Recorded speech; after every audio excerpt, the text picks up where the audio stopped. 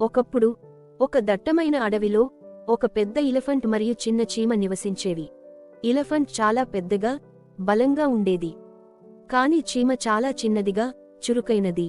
తమ బలాలు, సౌకర్యాలను వేరేలా అనుభవిస్తున్నప్పటికీ వారిద్దరూ మంచి స్నేహితులు అయ్యారు. ఎలిఫెంట్ ఎప్పుడూ అడవి చుట్టూ తిరుగుతూ పండ్లను తినేది. చీమ ఎప్పుడూ నేలపై పత్రాల మధ్య తిరుగుతూ చిన్న చిన్న ఆహారాలను సేకరించేది. ఒకరోజు ఎలిఫెంట్ ఓ పెద్ద చెట్టు కింద విశ్రాంతి తీసుకుంటున్నప్పుడు చీమ తన కుటుంబ సభ్యులతో కలిసి ఎలిఫెంట్ దగ్గరికి వచ్చింది. చెట్టులో కొన్ని పెద్ద పండ్లు ఉన్నాయి, కాని ఎలిఫెంట్ వాటిని తినేందుకు తెచ్చుకోలేకపోయింది. ఎలిఫెంట్ చెట్టుపై పండ్లను తన త్రుంచుతో తాకాలేకపోయింది. అవి చాలా ఎత్తులో ఉన్నాయి. చీమ తన కుటుంబంతో కలిసి, ఎలిఫెంట్, మనం ఈ పండ్లను తెచ్చి ఇవ్వడానికి సహాయం చేయగలం అని అంది. చీమలు ఎలిఫెంట్ పైన పాకుతూ పైకెక్కి చెట్టు వద్దకు చేరుకుని పండ్లను ఎలిఫెంట్ వద్దకు జారవేశాయి. ఎలిఫెంట్ ఆ సండ్లను సంతోషంగా తిన్నది. ఈ స్నేహం మరింత బలపడింది.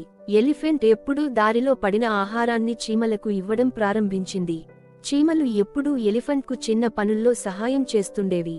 కొన్ని రోజుల తరువాత ఒక పెద్ద చిలుక ఎలిఫెంట్ను ప్రదర్శనలో పెట్టింది.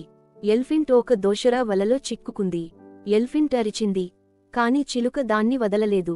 చీమలు వెంటనే ఆ చెట్లు ఎక్కి ఆ చిలుక యొక్క చెక్క పెంకెకు చేరుకుని దానిని ఘాట్లు పెట్టాయి. చిలుక విరక్తితో ఎలిఫెంట్ను వదిలేసింది. ఎలిఫెంట్ తనను కాపాడినందుకు చీమలకు ధన్యవాదాలు చెప్పింది. మీరు ఎంత చిన్నవారైనా మీ స్నేహం నాకు అత్యంత విలువైనది అని అంది.